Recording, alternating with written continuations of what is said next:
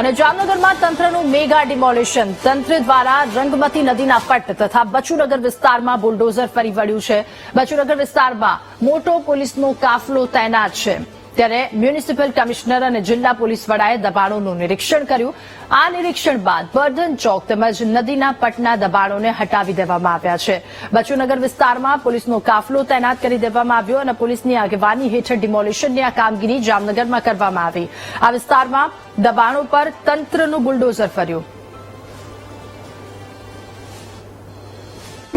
પટમાં 98,445 ફૂટ જેવી જગ્યા ઉપર ગેરકાયદેસર રીતે દબાણ કરવામાં આવેલ હતો અને એમાં 54,000 સ્ક્વેર ફૂટ જેવો ગેરકાયદેસર રીતે બાંધકામ કરવામાં આવેલ હતો। આ બેની આપણે બંનેની કિંમત ગણીએ તો 17.62 કરોડ રૂપિયા જેવી બંનેની કિંમત થઈ છે અને જગ્યાની આમ સેપરેટ કરવા જાય તો જગ્યાની કિંમત 14.82 કરોડ અને બાંધકામની કિંમત 2.80 કરોડ रुपया है।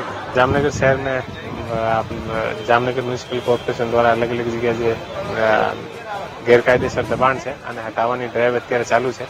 તો આ ડ્રાઈવમાં કોઈ પણ જાતનો કાયદો અને વ્યવસ્થાની પરિસ્થિતિ ઊભી ના થાય એટલા માટે જામનગર સિટી ડીવાયએસપી ઝાલાના નેતૃત્વમાં અહીંયા એલસીબી એસઓજી અને સિટી એ ડિવિઝન પોલીસ સ્ટેશન અહીંયા મુકાવેલી છે અને આવો જે ગેરકાયદેસર નિર્માણ કાર્ય છે લગભગ 1 લાખ સ્ક્વેર ફીટની આસપાસના એરિયામાં છે અને નદીના પટમાં છે। એટલા માટે ઘણા વખત જામનગરમાં જ્યારે વધારે વરસાદ થાય છે તો નદીમાં બાઢ આવવાની એવી પરિસ્થિતિ થાય છે, તો એટલા માટે આ જીએમસી દ્વારા આ બધું ડિમોલિશનની કાર્યવાહી ચાલુ છે।